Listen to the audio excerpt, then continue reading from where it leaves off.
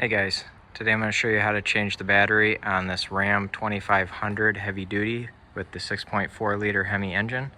If this video is helpful, can you smash that thumbs up button and leave a comment down below for the YouTube algorithm? Really helps out a lot. First thing we need to do after popping the hood is remove this 13mm bolt and this 13mm nut.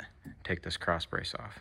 Now we're going to remove the positive battery cable here. We are going to loosen this 10mm nut right here. Now you're going to wiggle. You might even stick something under here to pry this up to get this loose. There we go. Lean this off to the side. And we're going to do the same thing right here with this 10mm nut on the negative battery terminal. Now we are going to lift up on this sleeve here around the battery and pull this off. Remove this 10mm bolt right here, and this piece will lift right out, and then we can lift our battery out. At this point, you put your new battery in the way you took your old battery out. This takes an H7 style battery.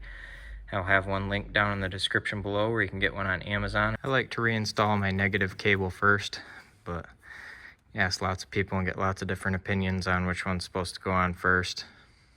Last, when you put your cross member back on, put the thin portion of the cross member back up towards the top and the thick down here towards the front of the vehicle.